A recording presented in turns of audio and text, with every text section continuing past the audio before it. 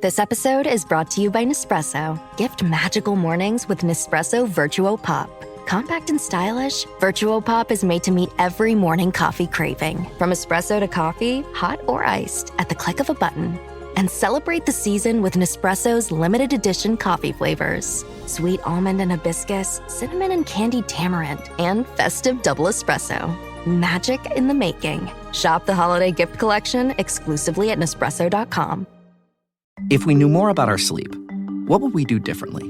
Would we go to bed at a consistent time or take steps to reduce interruptions to our sleep?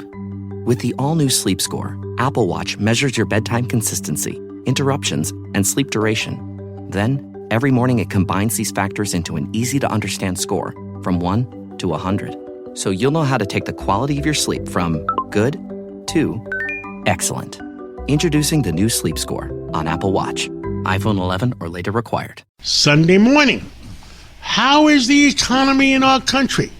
Well, with us today is Thomas Gayner, and he's the CEO of Markel, which is a large domestic international insurance company and financial company. And he sees all aspects of our country. Well, Thomas, welcome to WABC, and welcome to our New York. Thanks so much. Great to be here. Now, you are a pretty big company. How big is your company now? The market value of the company is about $25 billion these days. Give or take $1 billion. Give or take $1 billion. And what area of the market is the best for you right now? Well, the company went public in 1986, and at that time the market cap was about $40 million, so it's been a pretty good run since then. I understand. I heard from people that they referred to you as the next Warren Buffett. Well, that's a very flattering thing, and I would love to be able to live up to that reputation over time. Well, tell us what aspects of our country. You know, President Trump has said that he's bringing back $18 trillion worth of investment in the United States, which if all that comes through, I mean, we're going to need a lot of people to work these jobs. That is correct, and I hope they will need insurance. They'll need bread. They'll need flowers and plants. They'll need IT consulting, and we do all of those things. So we just try to make sure that we have a good business that can take care of people, that can serve people, and earn a good profit from doing so. So we would root for that to happen. Well, bringing back business is better than sending it overseas. You know, explaining it to people how the tariffs work and how that it's inducing people to do more investments in the United States is tough. How do you tell people that? Well, I think the main thing that we do is we got to focus on taking care of customers. And that's one customer at a time, one person at a time, one service, one product. And whether tariffs are 0 or 10% or 100%, if we're not taking care of the customer and doing what they want, we don't have a business. So take care of the business first, and everything else you can figure out. Understood. What do you see? Some of the things that are going on in our country, what disturbs you the most? I mean, we have 350 million people in our country. A lot of them are not happy. A lot of them are happy. Give us the pulse of different parts of the country. I think pretty much anything you're looking for, you can find. So this is a big country. There are 350 million people. So there's 350 million different stories that people would have. A lot of them pretty tough. So there's some people out there that are struggling, that are challenged. There's a generation that's entering the workforce that is maybe having a little bit tougher time and getting that foot on the first rung of the ladder than it might have been the case in the past.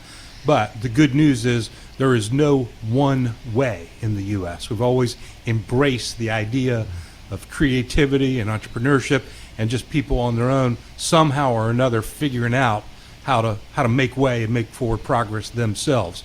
And some days that seems a little easier, some days it seems a little tougher, but that's what I continue to observe out there. The economy in 2026, we have a major election coming up in 2026. the markets have hit all-time highs, 58 times, was it for this year already? How do you see 2026 versus 2027? I really don't approach the world from the top down or have a big picture forecast. We try to think about are there areas where people need some insurance that they're not being well served right now, so we'll come up with a service or a product to take care of those kinds of risks. There are new risks that go along with new things coming along every day, and that's our bread and butter, and that's what we try to figure out how to take care of. People need housing. We have a housing company. People need medical services. We have a concierge medical business. People are hungry. We have a bakery equipment company that'll break buns and rolls for hot dogs and hamburgers that people want to eat.